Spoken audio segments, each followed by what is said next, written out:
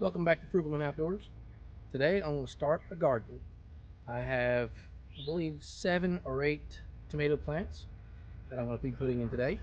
As you see behind me, you already saw me leveling it off earlier today. I brought the tractor over and plowed it up with the middle buster and went through and raked it out smooth. Now what I'm going to do is I'm going to go ahead and rake together a mound and put all my tomatoes in a line. Probably going to be 2 different lines, so I'm gonna hip it up.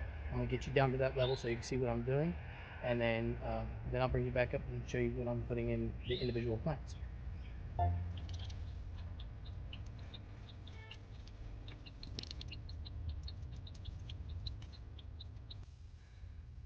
As you can see, I built the bed that way it's slightly raised up from the sides over here. That way if we get a heavy rain, we don't have to worry about the tomato plants getting flooded out. I used to do the same thing like this in Arkansas. This is my first garden in Florida, so we're gonna see how it works here.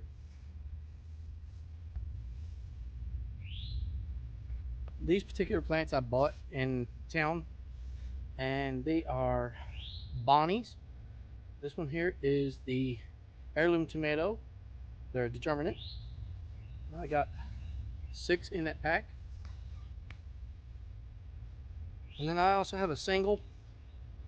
This one here is a sweet million. This is a small cherry tomato. We would like to use those in salads and stuff like that. So what I'm gonna do is I'm gonna go down through there, and about every 2.5 foot, I'm gonna put a tomato plant. You want to keep them spaced out fairly well, that way they don't crowd each other, and when the light gets in there, it'll allow it to bush out better. You notice my rows are about 4 foot apart.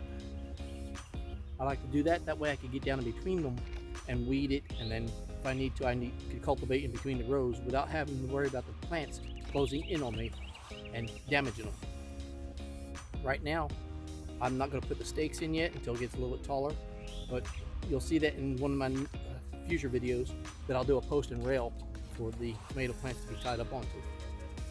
So right now we're going to get the hoe and dig a couple holes so we can put these in the ground.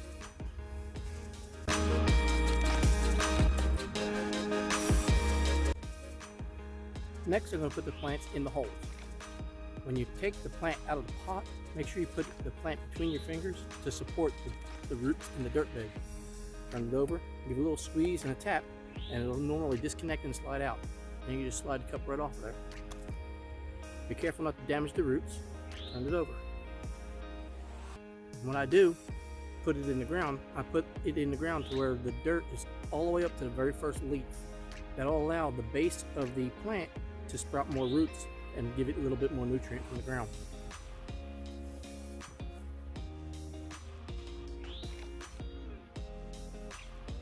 I'm going to bring the soil in around it. You don't want to pack it in too tight. And dirt up and set it to that first leaf. Bring it in a little bit closer so you can see that.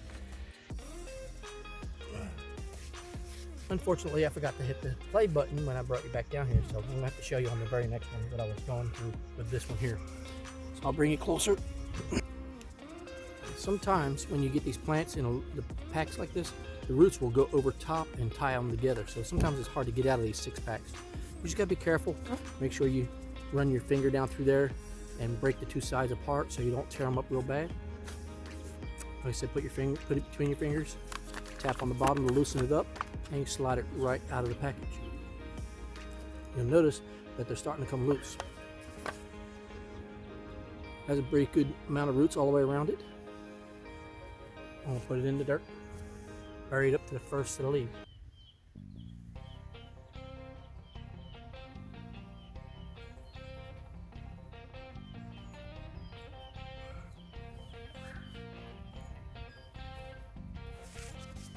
Okay, let's move you down for the next one. Give you a little bit closer.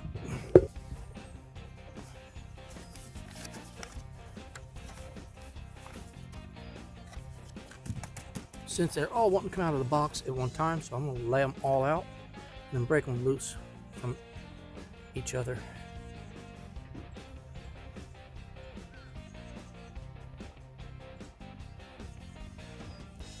And then I'm going to take one and put it in this hole here. Oh, to the first leaf.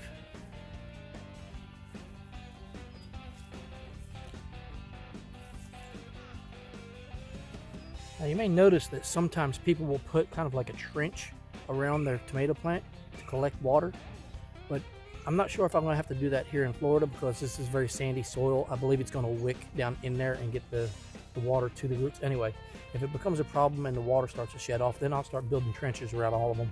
But right now I just want to cover it up real good, break up the surface, and then I'll go to the next one.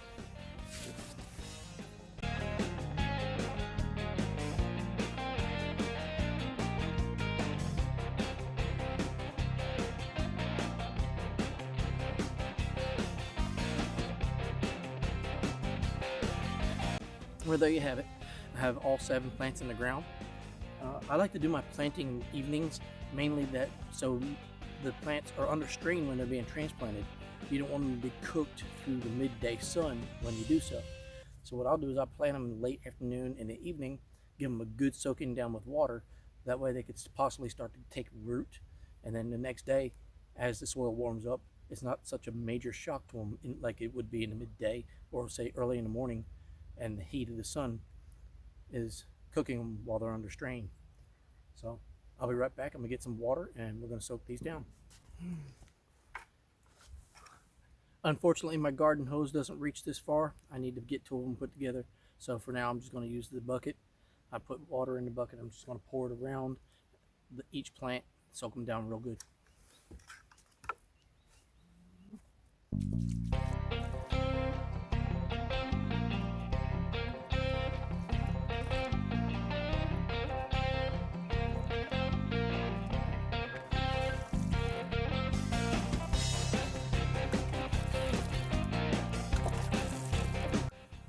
This trick of using the planter as a water is something I used to do years ago and just completely forgot about it until I got to the end and saw it sitting there.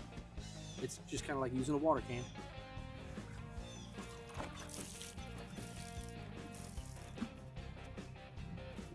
Well, there you have it. I have the first of my planting done, and I'd like to thank you for joining me.